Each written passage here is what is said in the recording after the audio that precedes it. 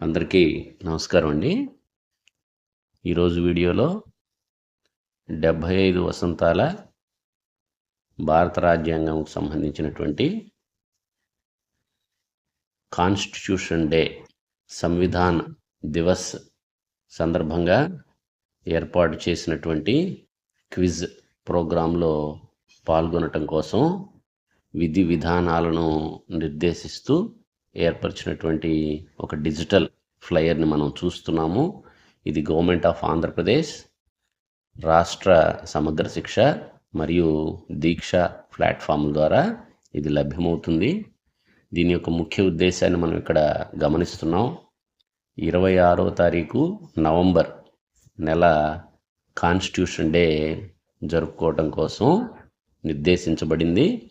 ఇది డెమోక్రటిక్ వాల్యూస్ని మరియు ప్రిన్సిపల్స్ని పెంపొందించడంలో భాగంగా రాజ్యాంగాన్ని గౌరవించడంలో ఒక ముఖ్య పాత్ర వహించేటువంటి విధంగా we the people of India అనేటువంటి ట్యాగ్ లైన్తో ఈ సంవిధాన్ దివస్ని నిర్వహించడం జరుగుతుంది. ఇందులో భాగంగా విద్యార్థులకు క్విజ్ కార్యక్రమం దీక్షా పోర్టల్ ద్వారా లభ్యమవుతుంది. దీక్షా పోర్టల్ ద్వారా లభ్యమయ్యేటువంటి ఈ క్విజ్ను మనం బ్రౌజ్ చేయటం కోసం ఇక్కడ 2 క్యూఆర్ కోడ్స్ ఇచ్చున్నాయి. గూగుల్ లెన్స్ ద్వారా ఈ క్యూఆర్ కోడ్ను మనం స్కాన్ చేయవచ్చు. చేసిన అనంతరం 2 భాషల్లో మనకు ఈ క్విజ్ లభ్యమవుతుంది.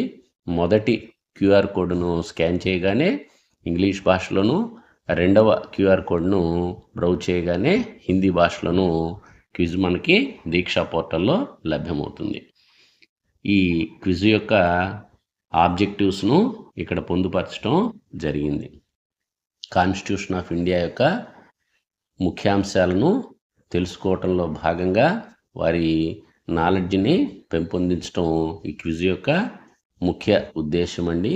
అలాగే ఎవరైతే ఈ కార్యక్రమంలో పాల్గొంటున్నారో, క్విజ్ పోటీలో పాల్గొంటున్నారో వారు దీనికి సంబంధించినటువంటి సమాచారాన్ని తప్పనిసరిగా వేరువేరు మార్గాల ద్వారా పొందుతారు.